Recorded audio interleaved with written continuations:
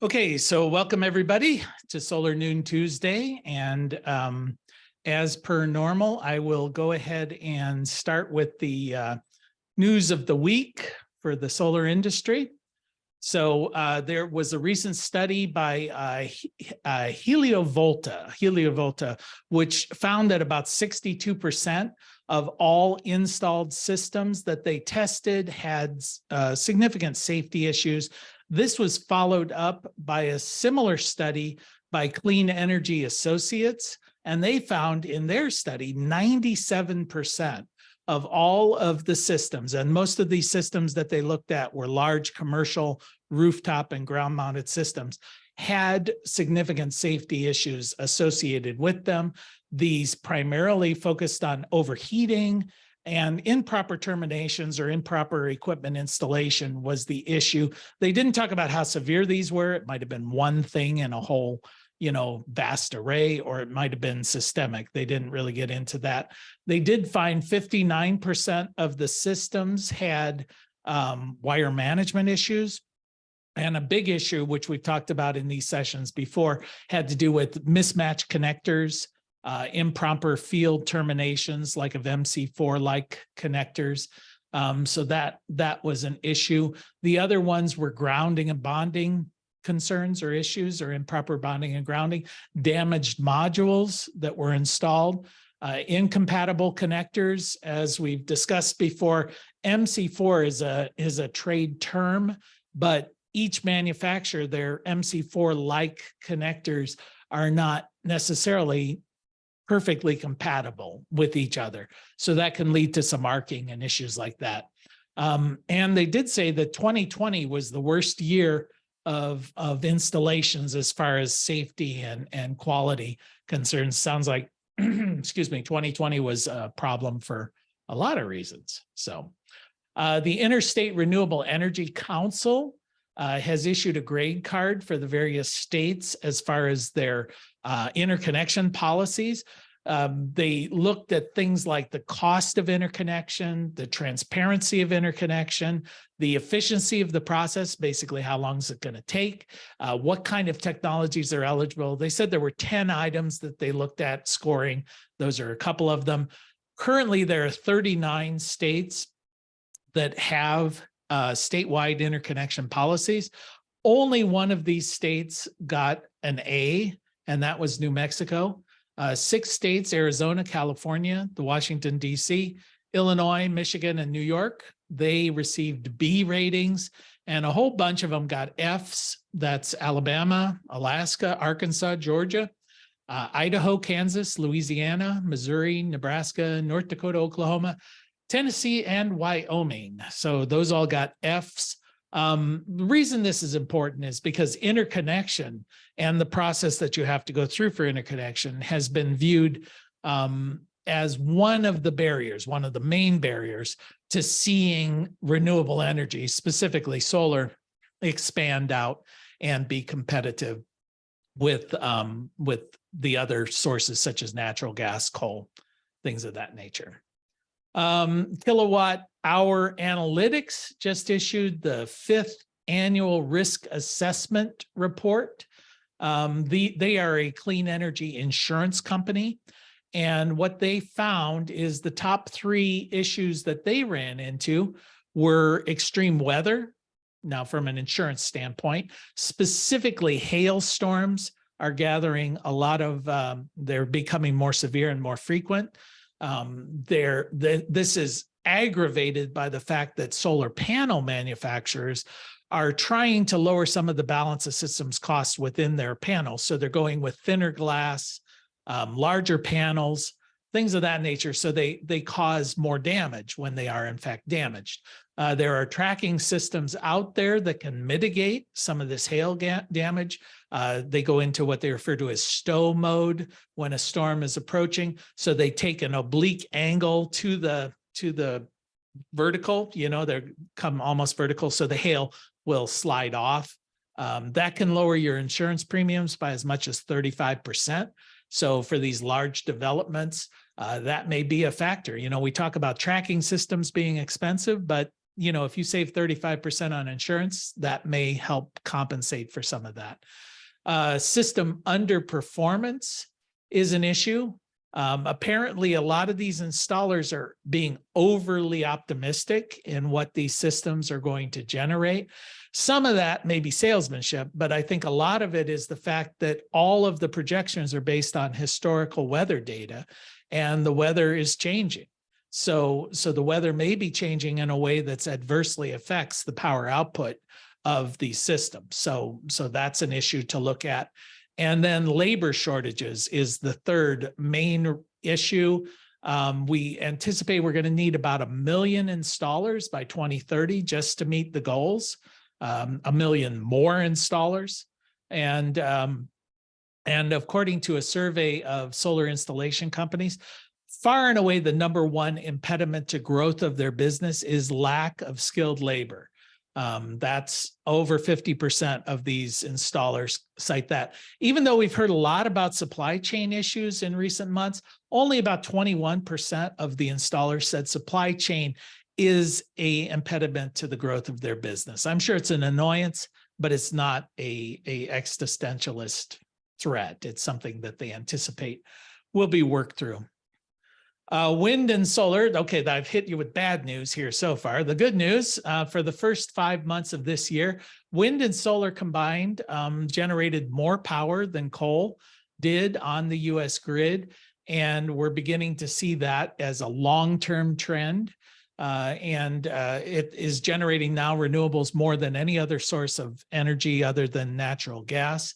It's significant that so many of these coal power plants are being retired, because even though now coal only accounts for about 20% of all of the electrical generation on the grid, it does account for more than 50% of all the greenhouse emissions that are given off by generation of electricity. So it's far and away the dirtiest form of power on the grid.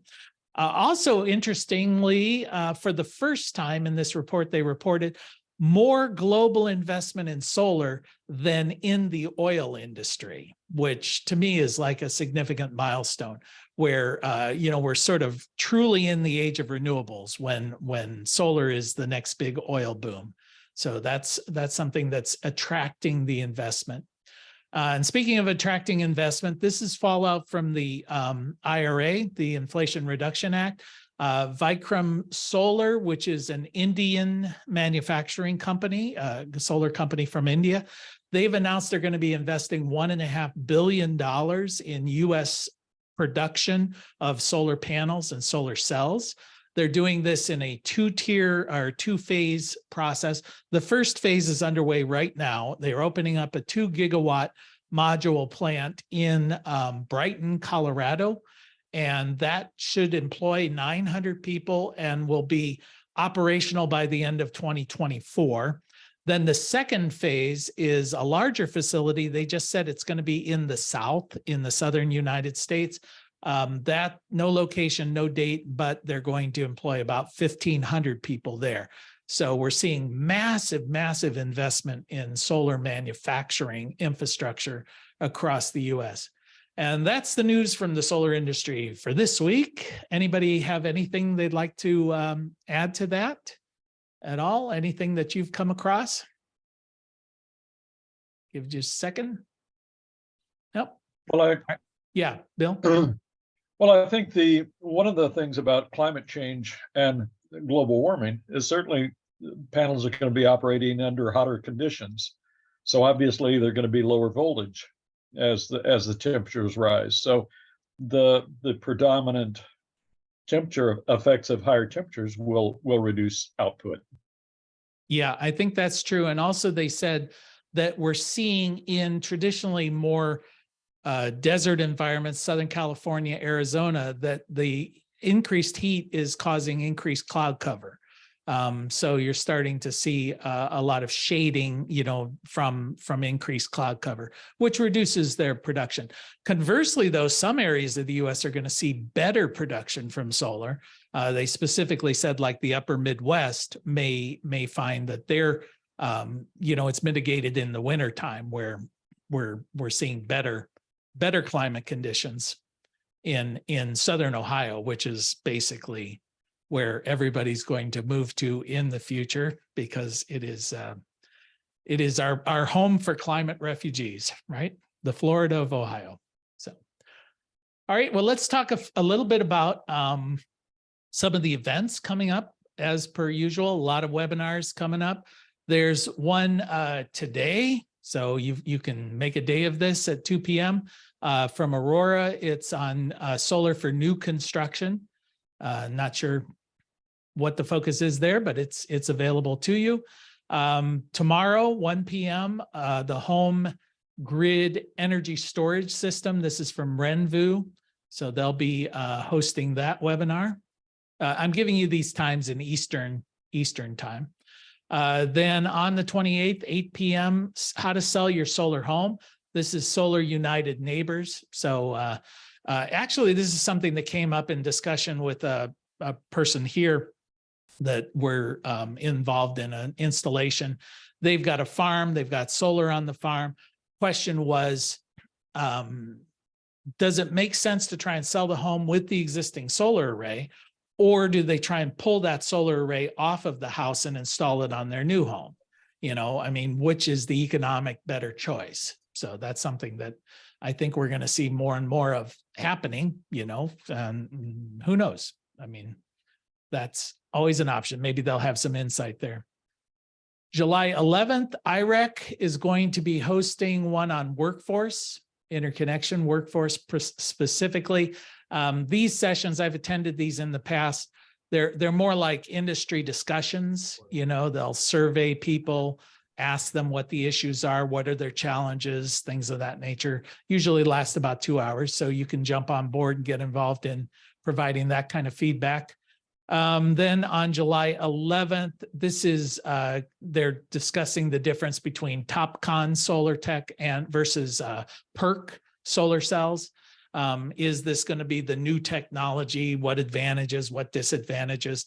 Sure, there's going to be a bit of marketing in there for the folks who are pushing their technology over the other, but it's worthwhile to be aware of just what these things are and why one is versus the other. Then there's another one on July 13th, optimizing your reliability and performance of the systems.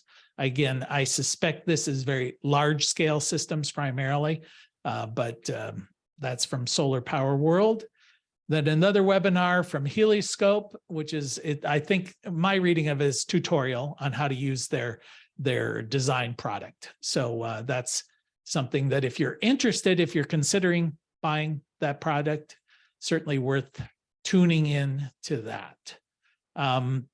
As I mentioned, alluded to earlier, there was a session, a webinar this morning. I went ahead and sat in a little bit. I'll report a little bit about it, but it's about SolarEdge's bidirectional charging station and their product rollout that's happening right now. They just announced today, but then it's going to roll out in the next couple of months. So I'll touch on that. So does anybody have anything they want to add to the agenda or items before I jump into the topic du jour? Give everybody just a second. You're probably muted if you're trying to jump in. And if you could throw on your video, if you do have a comment, that's always helpful. Give everybody a second. No. All right. Well, feel free to jump in and interrupt as I'm talking. I'm very used to that. So, okay. So we're in the process here at Blue Rock Station of installing at our offices here an Enphase. What do they call it? It's they have different names for it, but the Empower Ensemble, Enlighten, I don't know. They're all these ons, but it's basically their smart switch that goes with a combiner box, goes with their battery system, ultimately, eventually a bidirectional charging station for the EVs. And then there's also a load management system that's involved in that. So I've touched on these things before, and I've also looked online for videos on how these things go together. And I've always been a little bit disappointed because they often jump over things that I think you really need to know. And then they go into detail about things I don't care about, you know, like the functionality of the batteries and whatever. You know, I'm just wondering, what wire do I connect to what wire to make this thing work is more. So it always reminds me a little bit of the Steve Martin routine about how you can be a millionaire and not pay taxes. And he goes, first make $1 million, then don't pay your taxes. You know, it's like, you know, okay, those are all very helpful. So yeah, technically true.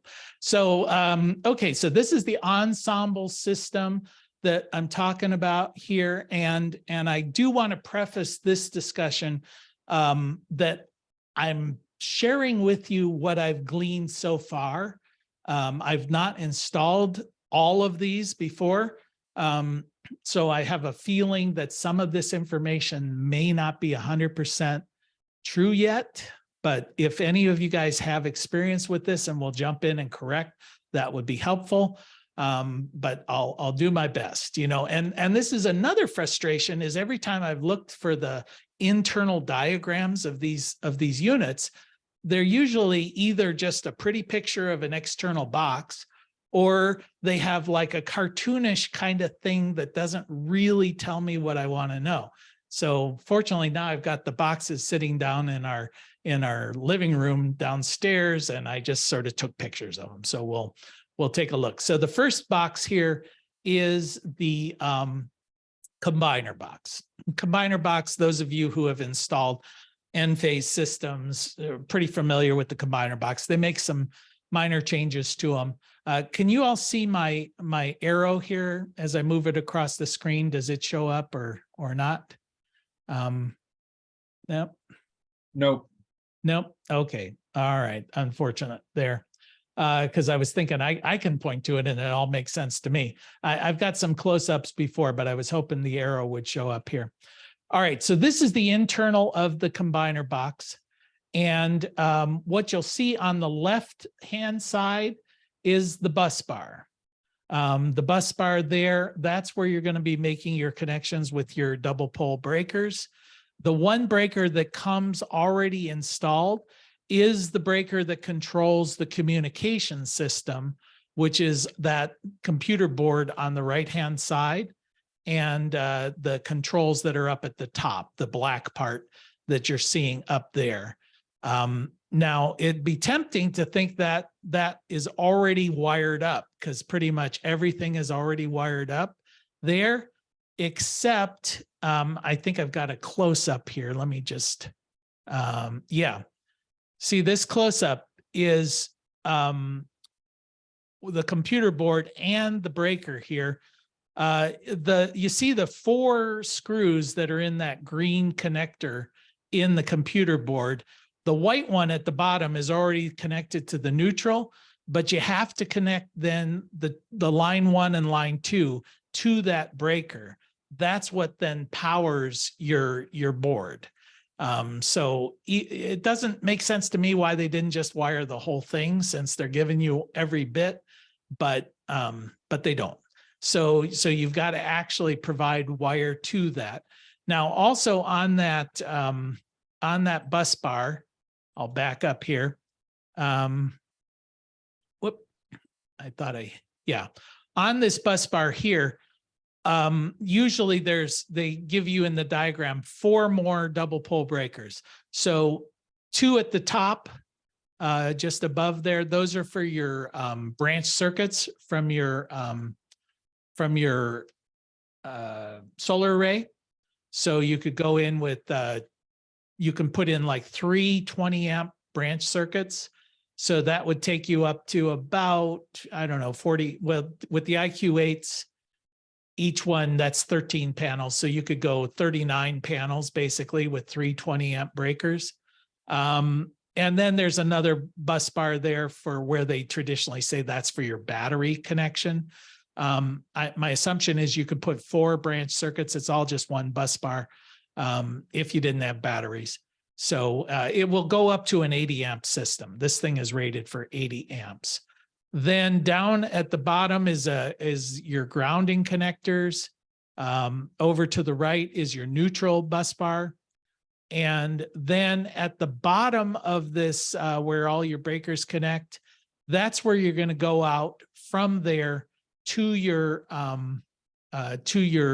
AC disconnect, right? Because you've got to go to the AC disconnect. That's got to be within 10 feet of the meter, you know, externally operable, well marked. And then from the AC disconnect, it's going to go into your load center, into your service panel, as, you know, a double pole breaker there. So one thing, if you're going to be using the smart switch, which will be the next slide here, you will no longer use this 15 amp breaker that they give here for the communication system.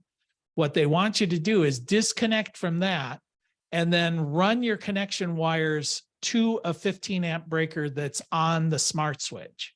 So basically they want now the smart switch to take control of the powering of all of your communication. And I guess it reads data over those power lines as well. I suspect that's why they're doing that.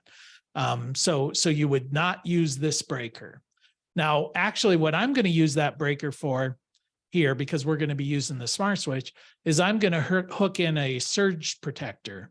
And then I'll just hook that into that breaker, just as a way of protecting that particular piece of equipment. So, okay, so we looked at that one.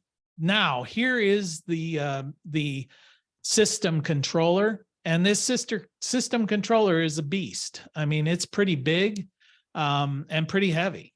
It's got a transformer up here at the top.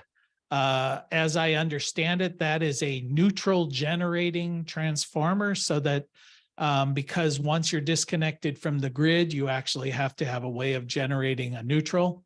So that's for in standalone mode. So it does not operate, you know, unless you're in standalone mode. So this is your auto disconnect switch, basically. It is a way of disconnecting from the grid when the power goes out, so that you can then begin to operate in standalone mode.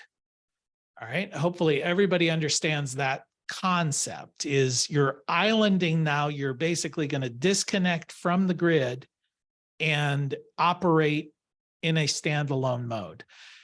Now, you have several options for where is your power going to come from when you're in standalone mode.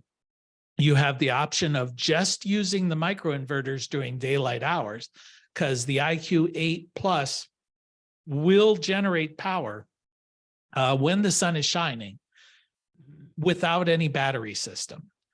But you've got to be disconnected from the grid. And that's what this device does, disconnects you from the grid. You can also hook in batteries, the Enphase battery systems. Now, this is a proprietary system, so you can't just hook up any battery. You've got to hook up the Enphase battery, or you can hook up a generator. So those are some options there. Eventually, they're saying next year, this system will accommodate bidirectional charging stations. So you could hook up your EV as an additional power source into this unit.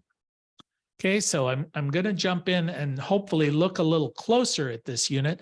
Before I do that, let me just throw it open. Does anybody have any questions to this point? I'm sort of talking to hear myself talk here. Anybody Which combiner and which system controller do you have there? Is Which it the one? IQ4? Yeah, is it the IQ4? Oh, the combiner box, let me see. I think mine is system controller 2. And I'm picking up all my pieces of paper here. Yeah, the combiner 4. Combiner 4 and the controller 2. Yeah, I saw, because it's funny, I was just looking at these to add to my, I'm going to add that controller to my system, I think, in the near future. And now they have like 4 different models, and they say this one's only compatible with this, and then the IQ8s were the IQ8 pluses were the best inverter out there, the newest or whatever. Now they have newer ones. It's kind of confusing the way they had it. But anyway, thanks. It certainly is confusing, and I think they're really kind of shooting themselves in their foot, because they're not doing the backward compatibility in all cases. So you know, it would be nice if you were assured that whatever they came out with was going to be backward compatible. I know that they've got some technological issues. They're adding innovations here, like the inverter operating during daylight hours. It's a nice feature, but apparently not compatible with past systems. All right, so this is the unit here. Let's jump down in and look a little bit closer to the section where the power comes in from the utility. And what you're seeing here on the screen, you can see the grounding bus bar at the bottom there. You can see all the green wires flowing into it. These are already pre-assembled at least this much. And then the neutral bus bar. And then up above it, you'll see a line 1 and line 2 lugs. That is for power coming from the utility. Okay. That is your connection point for the utility. Now you can use this unit, and the way I'm going to be installing it, we will be using this as our main.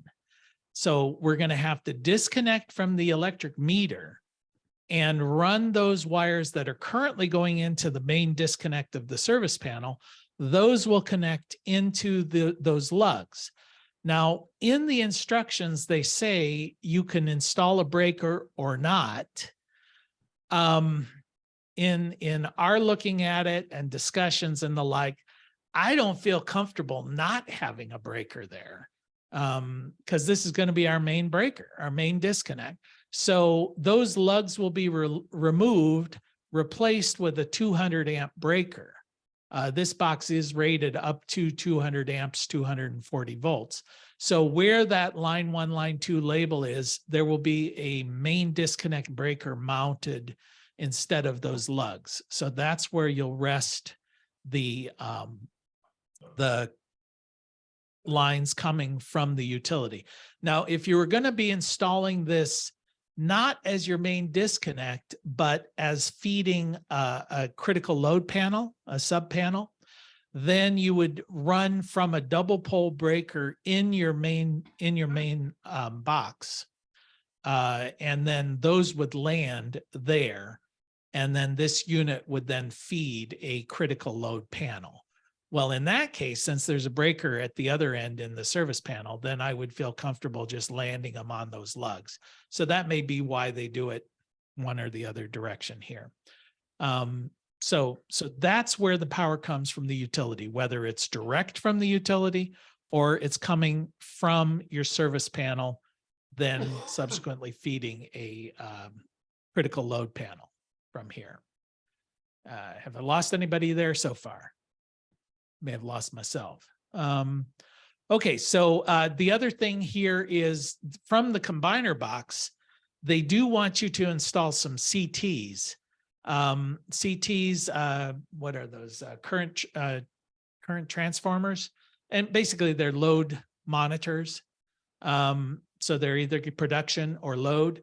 Well, in this case, I think they're production monitors, and they're going to be installed around the leads in this box. Normally, you would take them over to your service panel and just connect them around the 2 leads coming from the meter. Well, now because we're feeding the meter into here, we're going to connect them in here. So that's another wire that has to run from the combiner box, and then just those little CTs, they just look like a C. They're like a, like a amp meter, a clamp on amp meter. They just go around the wires and get mounted in there. Oh, another thing I wanted to, yeah. Here's one right here. Yeah, those just sort of fit around the wires, and then that provides data feedback to the system. Oh, you've got one of those right there. So you're installing it, huh? Okay, so yeah, okay, there you go. Okay, so now the other thing I wanted to point out is that if this is being used as your main disconnect, then there is you want to bond between the neutral and the ground. So that remains there if this is your main. But if it's not your main, if it's a sub panel, then you remove that bond that connects those two. because in sub panels, you don't want the neutral and the ground bus bars mixed or bonded together. All right, I think that was everything in that image I wanted to show. The next image here is where does the power come in for the various power sources. So Jay? it's, yeah, Bill. A question. Oh, you muted yourself again. Oh, the combiner box typically has the consumption CTs in the combiner box, or on the Envoy as they typically sell them. And so one goes on the L1, the other goes on the L2. Does this mean that the combiner box has to be close to the smart switch? Yes. So that you can run the leads one to the other? Yeah, there's a couple of things you're going to have to be running from one to the other. You've got to run the CTs, and those CTs I think only have like 20 feet of lead on them. Otherwise, you'd have to, I guess, splice them or whatever. Then you're also going to have to run your communication wire, which is of course just like number 10 regular wire. So you could run that any distance, but that has to connect. And then you've also got to run your power output from the combiner box, and it connects down here at the bottom. So just logically, you're going to want these things to be relatively close to each other because they're feeding them. In fact, a lot of people you'll see in the videos and the like, they just set them next to each other with a cable tray underneath, and they're just running stuff between the two. We considered doing that until I saw the price of these cable trays, and then I just freaked out and said, you know what, conduit's going to work. So it doesn't have to look pretty. It's in the basement. So anyway, that's so you can see here, it's very well marked. This is one of those things I wish they were doing this on everything. If I've got batteries, it just says storage, L1, L2, boom. AC combiner, okay, that's just the output from the combiner box for solar. That's line 1, line 2. If I'm adding a generator, line 1, line 2. Then over to the right, it's not shown, but there's the neutral and the ground bus bar, and you would just hook those in and finish your connection there. So those are pretty straightforward, bringing in your various power sources. My understanding is with the newer one, there will just be a fourth one here that says EV charging station. That's my understanding, at least. Now, when we get up here to the breaker area, this was a little bit confusing, but as we puzzled it out, then here you've got two breakers that are already installed into this smart switch as it comes from the factory. The 40 amp breaker at the top is what's powering the transformer. Okay, so that's there. You don't mess with it. It's already pre-wired. The 15 amp breaker that's directly below that, that's where you're going to connect your communication system. You're going to run the wire from the combiner box, and it's going to connect in here. Normally, you would just connect into the 15 amp breaker that's in the combiner box. Now you're going to run those wires and connect here. Then on the left side of that bus bar, you've got place for two double pole breakers. The top one is for the battery breaker. So if you're installing a battery system, that's where it would be. And then the bottom left would be for your solar. And you can barely see it over there to the left, but you can see the black wire. They're taped over, and we just missed them at first, but those are the wires coming that the top ones would be connected into the battery breaker. And then the bottom two wires, you can see in the bottom left corner, just a black and a red bit. You'd fish those out and connect those to your solar breaker. And I think those are rated for 80 amps as well. So that's where you're going to connect your power systems. The connection in goes in at the bottom, then it goes through all the various smart mechanisms, and then they connect up here to these breakers. Then directly below here, where it says L1 and L2, those lugs, that's where you're going to go out either to your critical load panel, if this is being used to feed a critical load panel, or in our installation, this is going to go into the main breaker of our service panel because we're using it as a whole house backup system. All right, so we're not creating a critical load panel. We're going to just simply use it, connect it to the, and then use the load management system to prioritize breakers within the service panel, rather than go to the expense of installing a secondary critical load panel. Okay. One other item that comes in this kit is the rapid shutdown switch. Now, what this is when you're using battery backup in a standalone mode, when the grid is down, you know, you have to have the AC disconnect outside to shut off your array. Well, you also have to have a disconnect, a rapid shutdown switch outside next to your meter to shut down any auxiliary power sources, your batteries, the microinverters, if they're operating during the daylight. All of this is basically a DC disconnect switch. They provide that with this smart unit with about 20 feet of cable there, and it connects down in this same area as your power. If you look right there where those green boxes are, right above your connection points for your power source, the one that's open, that's where you plug in the connectors for that rapid shutdown.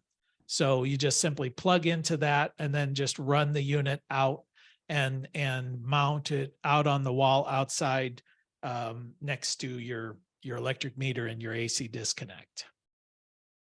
So as far as I know, and here would be helpful if somebody had better insight on this, that is the way that you're going to wire this ensemble system without batteries. With batteries, you would just simply run the connection from the battery into that bottom port and then hook into another breaker. I'm not doing that for this system at the moment, but it is ready for batteries if we decide to do this. There is a load controller, and the load controller's primary job is to prioritize the various loads in the house.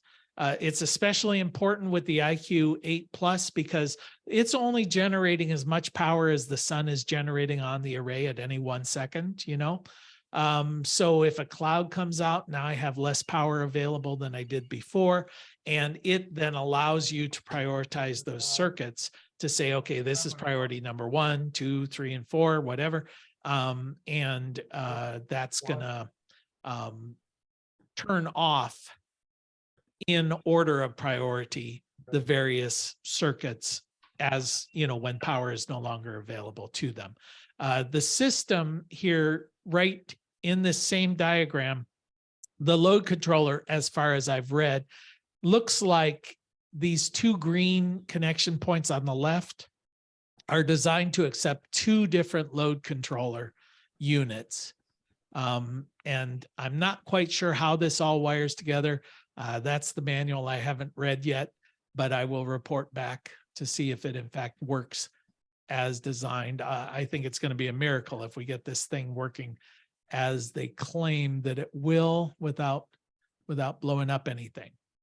All right, so does anybody have any questions on that particular, what I've gone over so far on that? I know it's a bit of an introduction. It's not a be all and end all.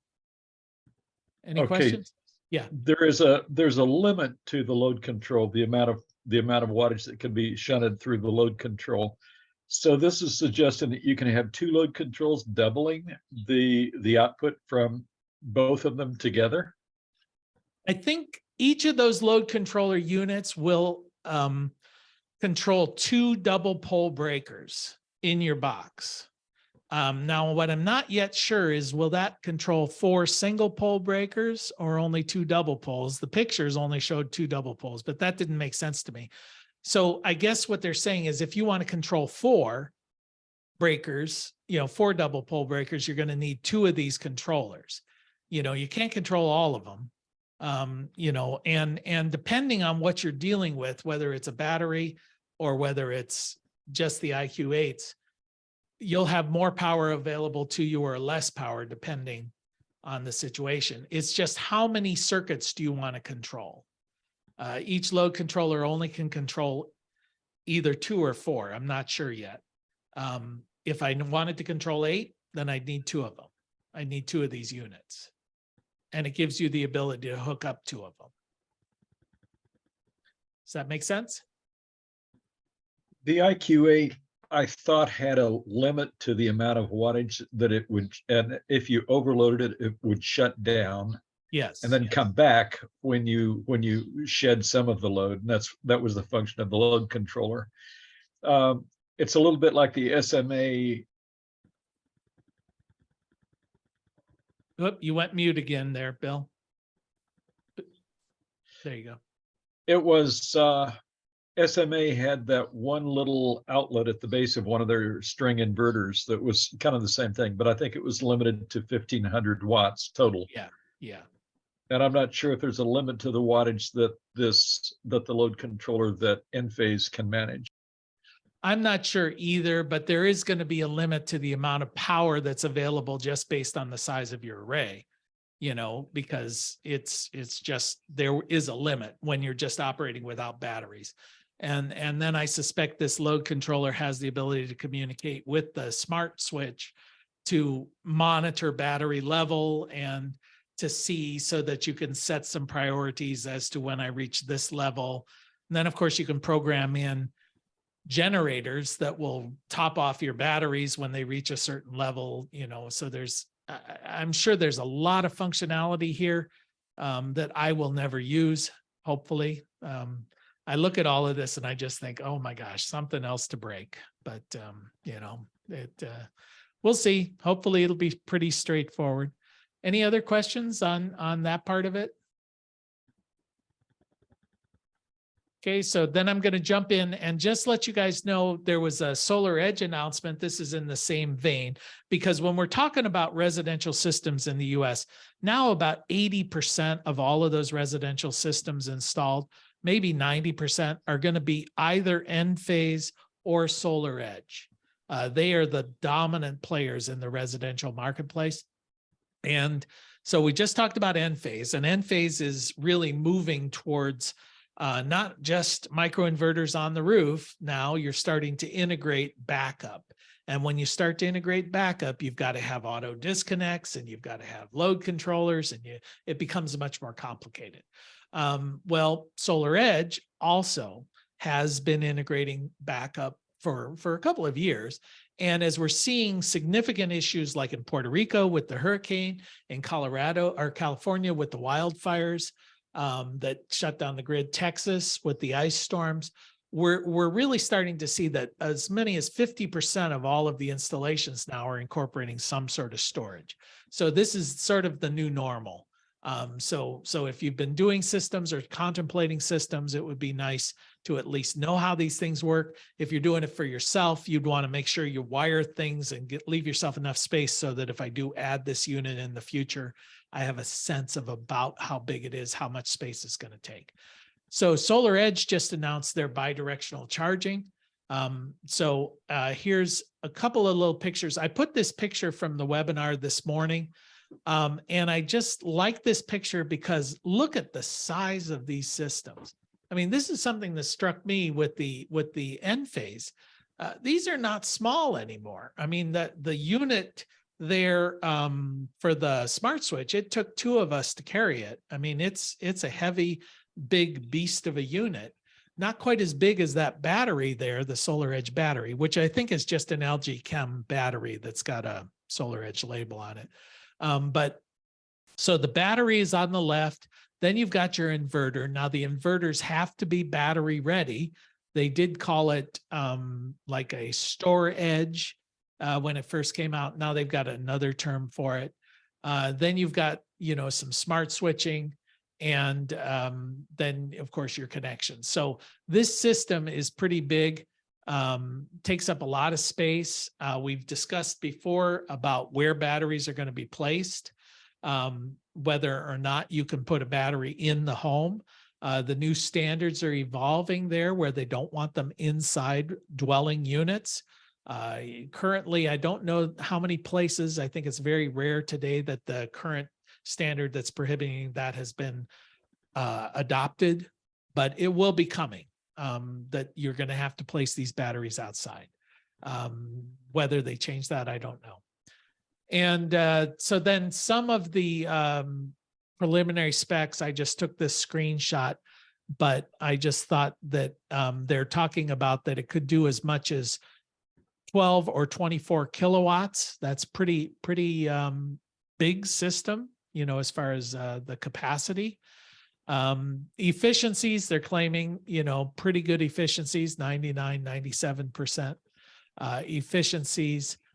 And then as far as what kind of connectors, because the whole point of this is for bidirectional charging, to be able to use the batteries in your vehicle as your battery backup.